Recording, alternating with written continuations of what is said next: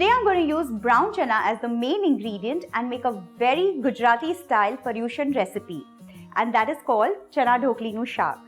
So let's start with making the dough for the dhokli. I have about 6 tablespoons of wheat flour, a very small pinch of turmeric powder, a small pinch of asafoetida, a small pinch of red chili powder, also just a dash of salt. Half a teaspoon of oil. Just mix all these ingredients properly. Add a little bit of water and make a normal roti dough.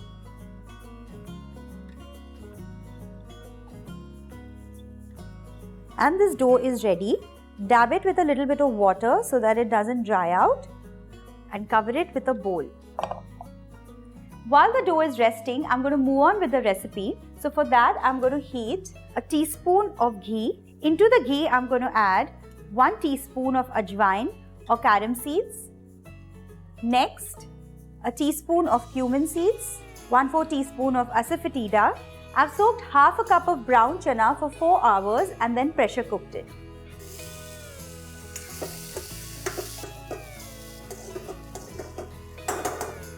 Next, 1/4 teaspoon of haldi powder, half a teaspoon of garam masala, half a teaspoon of chaat masala.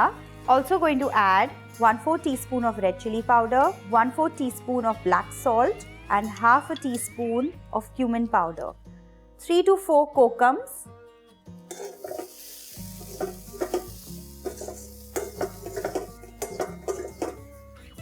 and around 1.5 cup of water. Since this is a Gujarati style recipe, I'm going to add 3-4 small cubes of jaggery, but this is optional, so if you want, you can add some. And last, I'm going to add some salt. Mix everything properly. And now I'm going to add the other ingredient, that is the dhokli. I'm just going to knead the dough once again. I'm going to apply a little bit of oil on the board, on my palms, as well as on the bottom of this steel bowl. Just roll the dough with your palms. This is the thickness that I need, and now just cut them into half-inch pieces. Very quickly, a slight roll on the board and press it with your steel bowl. Make sure both your surfaces are nicely oiled, otherwise it's going to stick. This is the perfect thickness of the dhokli that I need. Keep it aside and let's continue making the rest of them. The dhoklis are ready and the chana mixture is simmering, and I'm going to add these into the mix. Let these boil on high flame for at least 5 to 6 minutes. I'm going to add half a teaspoon of wheat flour. This will help in thickening the gravy. The water is almost dried out and the dhoklis are nicely cooked. This is ready and I'm going to turn off the flame. This is a staple in my house during Paryushan days. I'm sure you must be having different variations of this. Do give this one a try and let me know how it turned out. See you next time. Bye-bye. Paryushan is the most auspicious holy festival for us Jains. So I'm going to show you a recipe for moong dal dahi vada that you can make during this period. For that, I'm going to make the tadka dahi first. I'm going to slightly warm up 2 cups of dahi, about 30-40 seconds. I've beaten the curd. And into this, I'm going to add 2 teaspoons of besan or gram flour. Stir this in. If you feel there are a few lumps, you can always use the hand blender to churn them out. Make sure that the gram flour is cooked nicely. Once it comes to a boil, turn off the flame and let's get this out. Next, I'm going to do the tadka for this dahi. For that, I'm going to heat up 1 teaspoon of ghee. Into the ghee, I'm going to add a teaspoon of mustard seeds, a tablespoon of urad dal or white lentils, a few round boria chilies, or you can use any other dry red chili. Let the urad dal catch a little color, and into this now I'm going to add 1/4 teaspoon of hing or asafoetida and quickly get it off the flame. Immediately pour this into the curd mixture. Mix it well. Now add salt to taste. Let this mixture come down to room temperature and then put it in the refrigerator to chill. While the dahi mixture is cooling down, I'm going to quickly make the vadas. For that, I have soaked half a cup of green moong dal and 1/4 cup of urad dal for 4 hours. Drain out all the water and now I'm going to grind it into a paste. Don't add any water right now. We'll add just a little bit if we need some.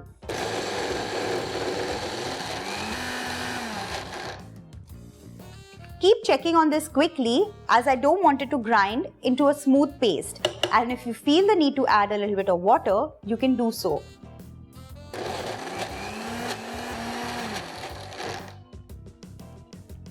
The paste is ready. You can see small granules of the dal still being there, but this is the right consistency. Let's get it out in a bowl. Add salt to taste. And I'm also going to add a little bit of hing or asafoetida. You need to beat this batter a little bit to make it light and fluffy.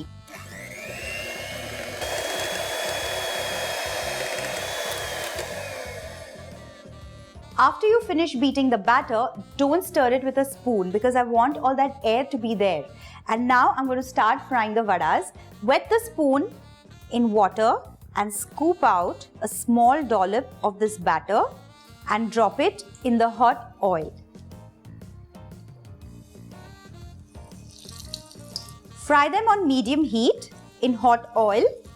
Once you flip them over, reduce the flame because they need to cook all the way through.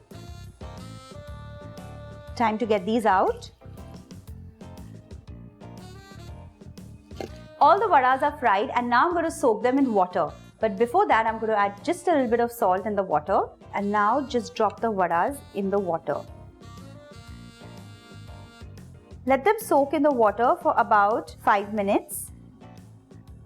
And now I'm going to start plating them. For that, I'm going to squeeze out the water, lightly press on them. They're nice and soft. Pour some chilled tadka dahi that we made earlier. Make sure you put enough to cover all the dahi vadas. Next, I'm going to pour some date and tamarind chutney. If you don't have this, then you can just sweeten the tadka dahi a bit.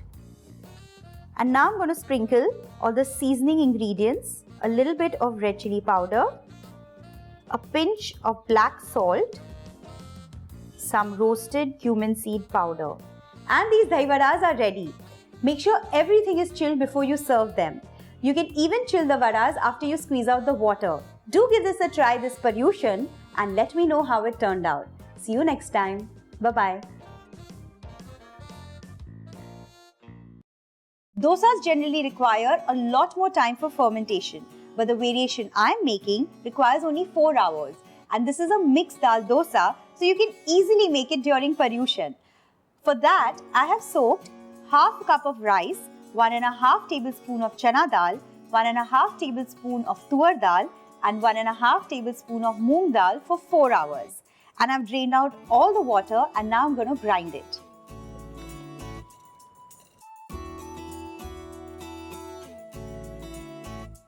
I'm also going to add all the dry spices. So a teaspoon of red chili powder, just a small pinch of turmeric powder, 1/4 teaspoon of cumin seed powder, half a teaspoon of amchur or raw mango powder, 1/4 teaspoon of asafoetida and also a teaspoon of sugar. Don't add any water right now. We'll add some after we grind it at least for 2 minutes.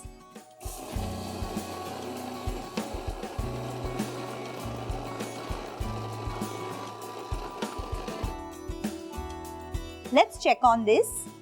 I need to add a dash of water, not too much, just to blend everything together and grind it into a coarse paste, not a very fine paste.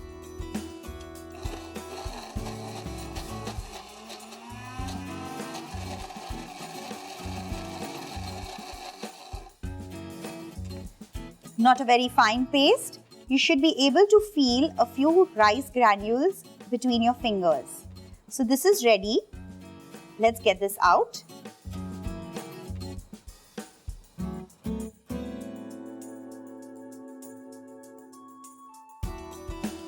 And I'm going to add some salt to taste. Stir it in. And this is the consistency of the batter that I need, not too watery. This batter is ready. If you have the time, you can let it ferment for 1 or 2 hours. But if you don't, then you can make them instantly. And now I'm going to start making the dosas. So for that, just take a spoonful of batter onto the pan. And I've already warmed the pan a bit and spread it.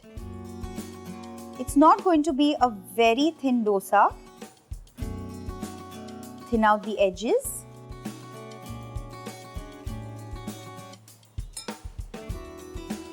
Cook this on low flame, and now I'm going to apply a little bit of ghee. You can use oil too, but on request of my cameraman, I'm going to use some ghee.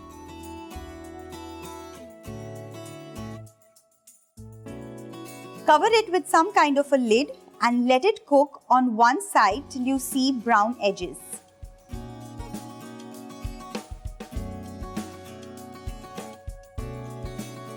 Let's check on this. You can see all the brown edges being formed, and I'm going to remove this from the pan.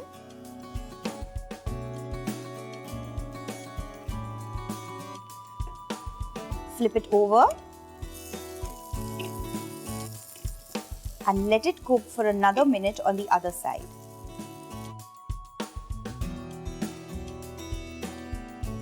Let's see if the other side is cooked. I think a few more seconds. Just press it down lightly.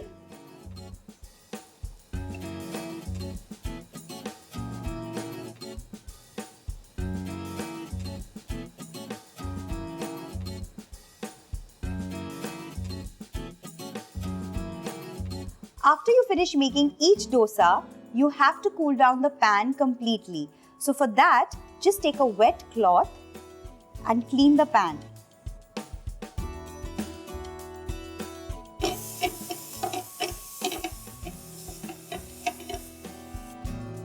Let's spread the batter again.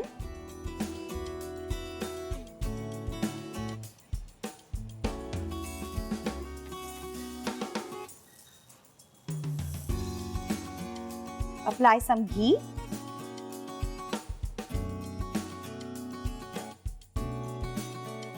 Cover it and let this cook again for 2 minutes.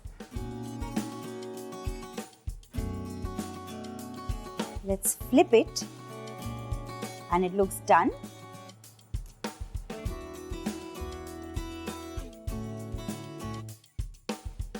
You can try and spread the batter as thinly as you can for a nice crispy dosa, or even the thick ones taste equally good. Do try this variation for this Paryushan, and to all of you all out there, Jai Jinendra.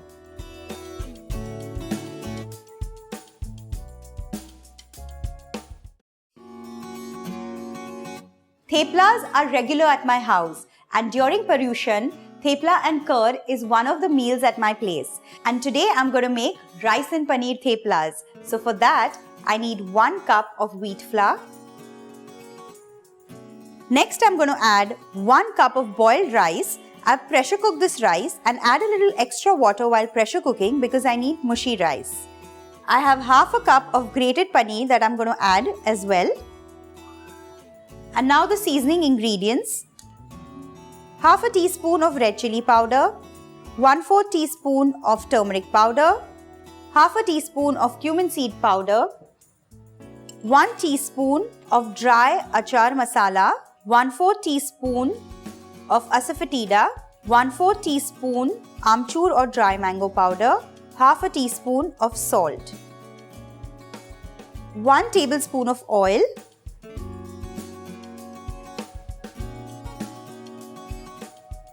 mix all the ingredients properly and prepare a dough. Add water to make the dough. While kneading, just mash the rice a little bit.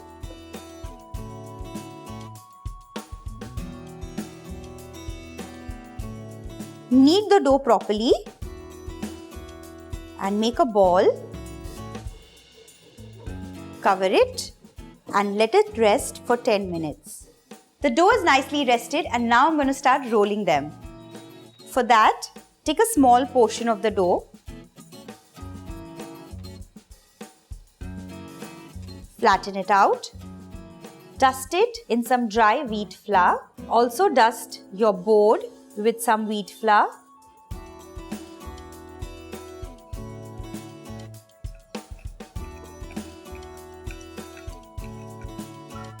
This is the thickness that I need of the thepla. Dust off the excess wheat flour and onto a hot pan. 30-40 seconds on each side. So flip it once, and on the half cooked side, I'm going to apply a little bit of ghee. Flip it again. Ghee on the other side.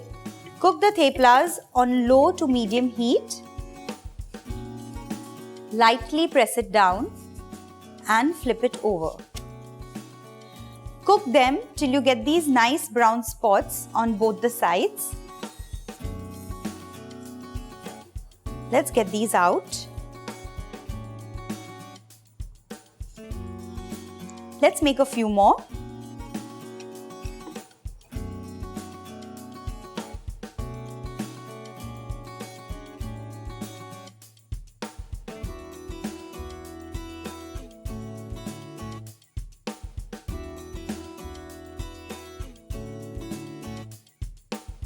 Trust me, these are delicious and make a comforting meal with just plain yogurt. So do try these at home and comment, like and subscribe. See you next time. Bye-bye. Hello and welcome to Rajshri Food. I'm your host Ruchi Bharani. This month we are going to be uploading all the Paryushan special recipes. So I'm going to start with a sweet one, which is Lapsi. This is made with fada or broken wheat. This is a very simple and quick recipe and I'm going to make it in a pressure cooker.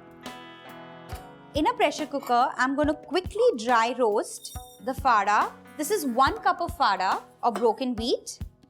Just dry roast it for 2 minutes.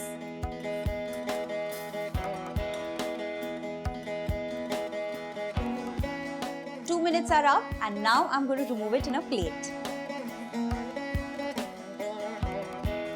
Now in the same pressure cooker, I'm going to heat 1.5 tablespoons of ghee.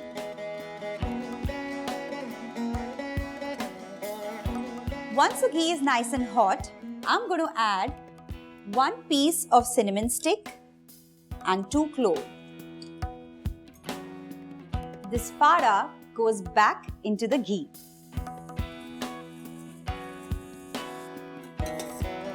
Give this a stir.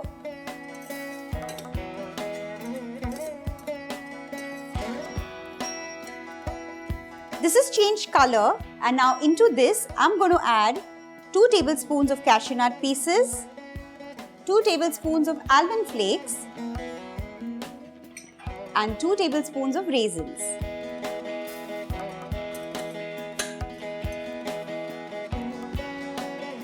Just roast the nuts for around 30 seconds and now into this I'm going to add water. Add around 2.5 cups of water.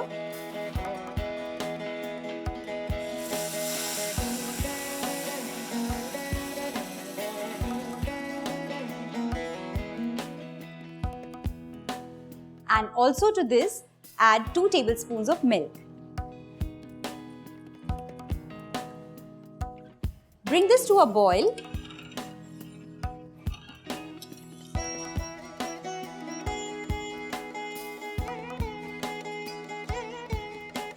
Once the water starts to boil, into this I'm going to add 1/4 cup of sugar.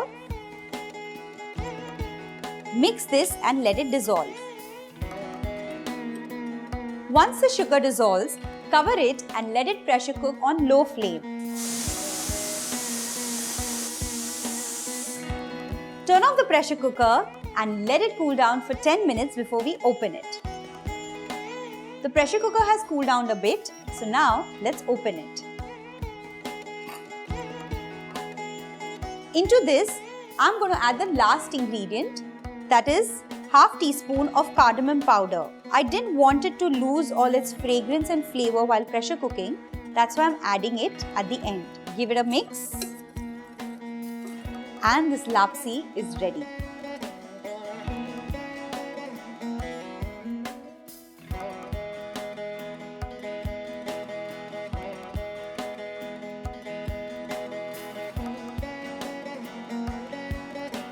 Hope this Paryushan Lapsi is added on your menu list. Stay tuned for more such recipes and I'll see you soon. And don't forget to subscribe to the channel. Bye-bye.